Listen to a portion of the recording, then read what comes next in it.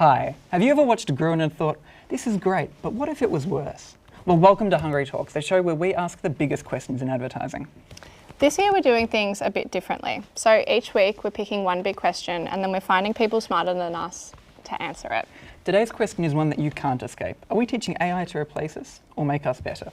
We've got Marcus Byrne, Head of AI from Thinkerbell, and Paul Arena, who's jumped from Oglivy to AI platform Cuttable. Plus, this season we're launching the Hungry Talks News hosted by Charlotte. But first, Nick, when you think of AI in advertising, what's your gut reaction? I mean, as a copywriter, I'm kind of only using it visually. Yeah. Occasionally I'll use it for words, like if I've had a bit of a brain fart, I can finish this sentence, do stuff like that. But I love that I come up with 10 ideas, I can get all of them mocked up, and then I can go back and ask AI which one's the best one. It just saves a lot of time on the stuff that I'm not really I think we were talking about this. It's sort of one of those things that I use it as like my own personal tutor, especially because I think often we'll create sort of mock campaigns and we don't have an ECD to look over it and actually give us the hard truths.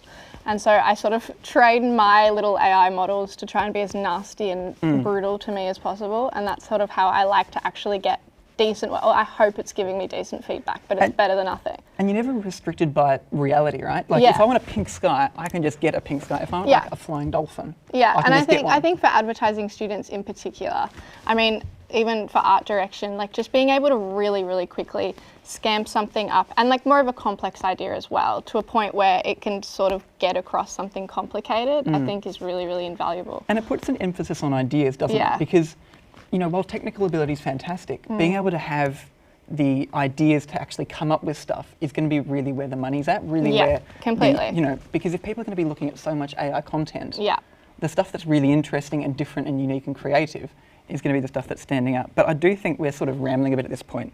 So it is time to get some quick fire news up. So we will ask our international correspondent, Charlotte, to come up to the desk.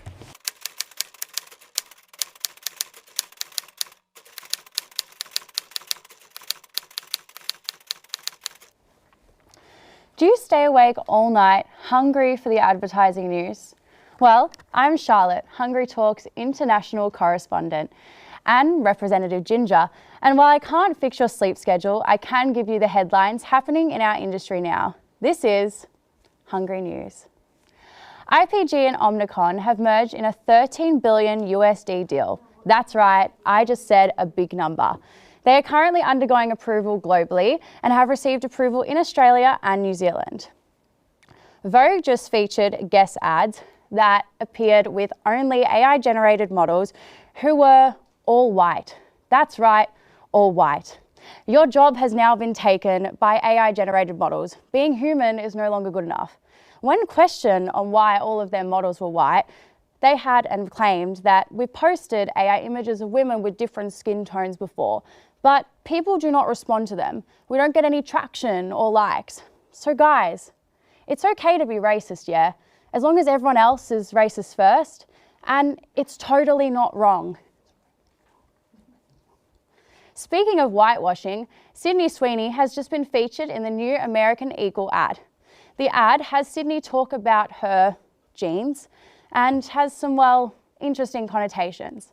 However, despite the ad's backlash, American Eagle has seen a $200 million USD increase in sales. I guess everyone must be high on Sydney Sweeney's bathwater. I mean, seriously, the only thing that could make this ad worse is if she handed someone a Pepsi. Vodafone has recently gotten a new creative agency of Howardson & Co. from publicist Saatchi & Saatchi. Vodafone only had independent agencies pitch for them. This is one of the big companies showing a switch from big agencies to more, independence. I mean, what can we say? Independence can be creative, give me an idea and I'll step out of the box that you gave me. Moving on. Now, in a new campaign released by conservative lobby group Advance, they have released a new campaign which features minors taken from childcares and schools that didn't ask for the minors or the parents' consent, with the blurring being deemed inadequate. I think a really important point has been raised here. The child's consent wasn't given and neither was the parents. And I think we see this in schools today still happening. I do not remember consenting to the beep test. I still get traumatized. I walk between cones in the city and all I can hear is beeps and level 1. And I start running, it's just I'm on autopilot here. Well, that's your update on the ad industry. Computer whitewashed media, company shake-ups, and blurring gone rogue. Just another week in our crazy advertising industry. Back to you, Imi and Nick.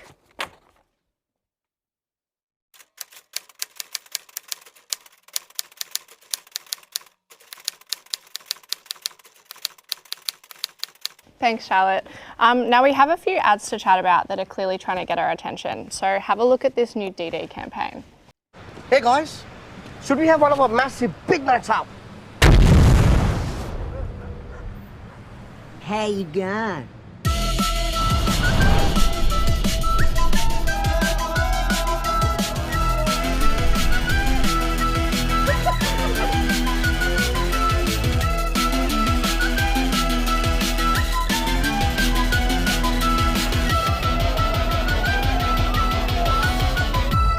What do you think of it? I mean, she's acting like I haven't seen it before, but I've watched this ad about 40 times over the course of about 3 weeks. And I started off thinking, I can't wait to bash this on the show. But I've watched it so much now, I actually really like it. Yeah. I mean, the thing is, the brief kind of sucks. They've been asked to make this kind of Uber clone that trades on none of the reliability or the respect or the cachet. And it's only a little bit cheaper. It's about $2 a fare cheaper. And so it's a really hard product they're trying to sell, but they made it this kind of, it moved into this emotional space. Yeah, that I think makes it really exciting. I love it. I had my sister and her boyfriend watch it, and they're within that sort of like, I'm assuming their age range was sort of 18 to 25.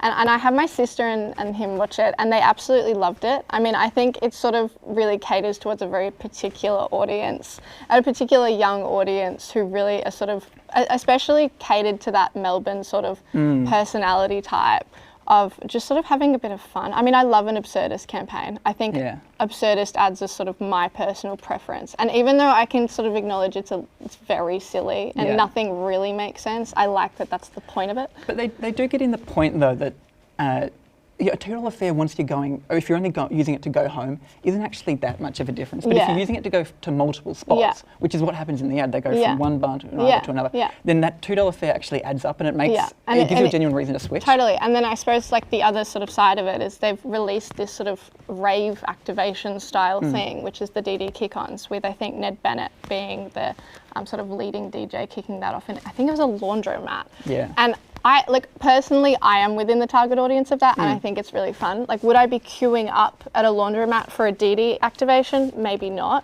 But I think in a way of like actually establishing the brand and getting it out there as sort of shunning Uber as this sort of ugly, dodgy dad, I like it. Yeah, and it does make it, I feel like there was a point that could be made, which was that crazy things happen across your night out, and you might have, plans might change very quickly. You could have this spontaneous attitude to it. Yeah. And with DD, we can go from one spot to another, and it's kind of cheap. Yeah. I feel like it's not super clear in that second bit, but I still really like the idea. Yeah, yeah.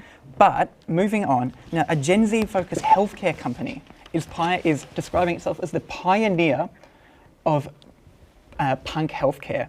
Now, is that actually possible? Punk healthcare? Punk healthcare, I'm thinking no. I like the way this sort of brand positions itself is like almost Zara editorial advertising. I don't get any sort of punk elements. I mean, it's, I think, way too polished to be punk. And then there's also like just the like general vibe of overpriced healthcare that has no sort of benefits. I don't know. It's more sort of, private healthcare in the UK versus anarchy in the UK, isn't it? There's nothing really punk about it. Yeah, it doesn't make sense. So we've written in our notes here, and I quote, "Does it tie into podcast bro stuff, happy, clappy wellness crap?" And I kind of feel like it does. It doesn't give me any reason for it to exist. No. Alongside vague grievance about the health system, which I'm sure, is valid to a degree, but there's no numbers, there's no facts. But the reason I want to talk about it is it takes this alternate approach to trust. Yeah. So a lot of traditional kind of 80s way of getting trust is by having someone walk into a room with a white shirt and say, here's the reasons why you should trust us. And for a lot of reasons, for Gen Z, it's very different to that. It's about being honest and about authentic and personable. Yeah. And this kind of tries to do that, but I still don't trust it. It just like doesn't quite get there for me. Yeah. Yeah, I'm gonna go no. No from the Hungry Talks team. But we have spent the past few minutes talking about everybody else's ads. I think it's time that we get some advertising people up who can actually defend themselves. So can we please welcome up to the Hungry Talks set Marcus Byrne, Head of AI from Thinkerbell, and Paul Arena from Cuttable.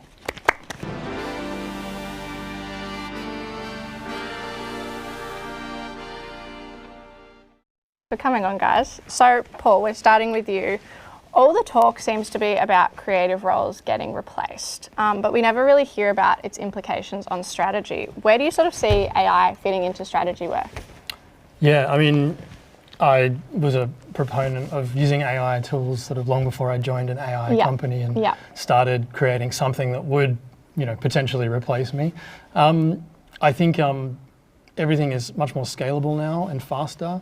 I mean, I still review strategy and still work on strategy for brands, except I might work on 30 or 40 kind of brand strategies a week instead of just the one. Yeah, gotcha. So yeah, the ability to scale up and apply your thinking to a model that can replicate your process, I think is a big advantage for strategists. So do you find that instead of necessarily replacing, you're expanding the work that one person can do? You're kind of amplifying it as opposed to kind of replacing? Is that how you sort of feel about it? Yeah, I think so. And like a lot of the clients that we work on are sort of small brands that wouldn't go to a big advertising agency like the one that I used to work at.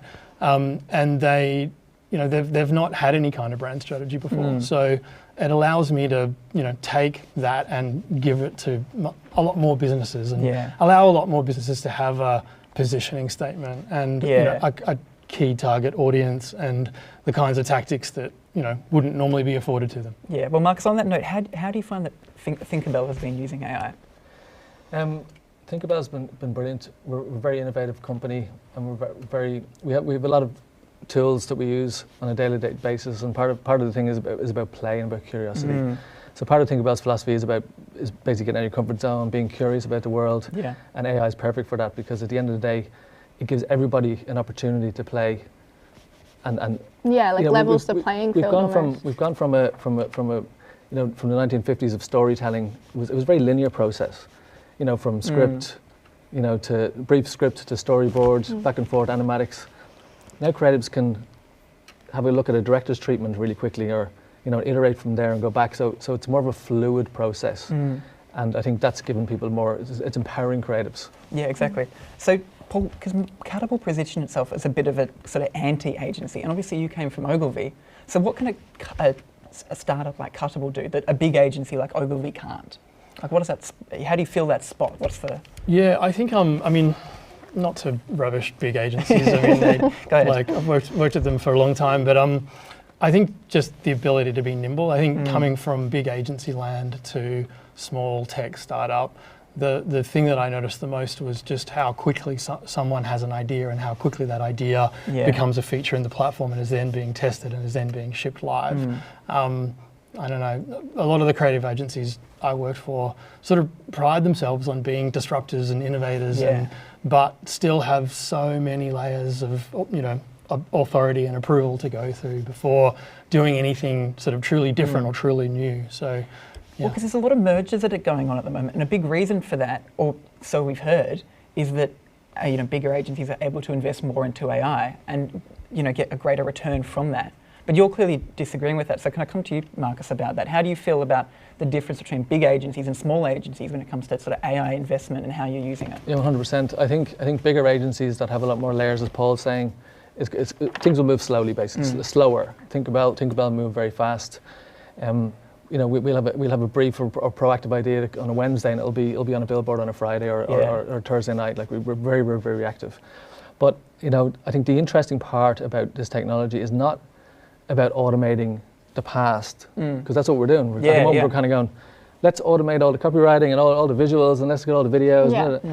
That's kind of like obviously the first thing we're going to do. But realistically, the most exciting part of this technology is the fact that we're going to create new things that we can't possibly imagine yet. Like when you had a Nokia phone standing at a bus stop playing Snake, you couldn't possibly imagine an iPhone with billion-dollar organizations on a little coloured screen that employ millions and millions of people around the world, and it's pretty much the market cap of the whole S&P 500. You couldn't imagine that. So right now, when the next generation of applications come out, which we don't know what it is. We had horse and carts, we couldn't imagine a car, right? But a car 10x or 100x the horse and cart industry. So we don't know. Do you know what I mean? But that's the interesting part, though, isn't it? It's the creativity that's going to come from this. Totally. A kid will make the next avatar in his bedroom. It's kind of like the way music, when we had like obviously rock bands and all that kind of stuff, and you had $100,000 for a studio for a day, And then the whole bedroom laptop generation, which all electronic music came out of that, the whole changed culture, changed everything. You're going to see the same thing happen with movies and with art and creativity. It's going to explode when the next generation of kids get involved in this and run with it. So, obviously a lot over the past few years, we've kind of seen this big move into in-house agencies. So how do you feel like in-house are going to use AI? Because if we're saying that it's kind of democratizing ideas, or it's democratizing the cost of execution, how do you feel like they're going to apply this as opposed to an agency? Like, what's the advantage that an agency has over in-house in that sense? It's about talent at the end of the day, and it's about how you look at the world. Yeah. Everything comes from story, everything comes from grit, everything comes from the struggle. And the most amazing ideas come from that part, whether it's a song or it's a movie. You can automate loads of stuff, obviously you can do, that's going to happen no matter what we look at, and things are going to merge and new things are going to happen and new industries are going to come out of this. But they'll coexist. Yeah. Completely. Like they always have. Yeah, I think one of the big questions I've really had is how are clients reacting to it? I think this goes for both of you guys, coming from sort of both perspectives. How are clients sort of, having all this new technology? Is it sort of a thing of they expect a lot more productivity? Is that what's sort of going on? I think, expectations around AI are absolutely through the roof. Yeah. There's something called the Gartner hype cycle that plots new technologies on a graph, and all new tech sort of starts up with, I think they call it the hill of overinflated expectation or something like that. Then reality kicks in, and then it's like... Then reality kicks in, and then things kind of level off and find like their niche. Yeah. But right now we're at the top of the peak of overinflated expectation of what AI can do, because people have seen flashes of brilliance. They've seen amazing, Adidas put out a video that was completely created by AI for a product range launch. And what they didn't tell you is that hours and hours of humans editing AI, creating iterations, went into actually creating that piece. So the client expectations of what it can do does not marry up with sort of what it is able to do. So with our platform, we treat it very much as it's a platform. It's a starting point. It'll get you so far, but then some sort of human intervention needs to take it to the last. Totally. That's the question of creative. So do you feel like it's you're saying it's kind of overhyped? Or not overhyped, but it's kind of its ability is exaggerated a bit at the moment. Do you feel the same way?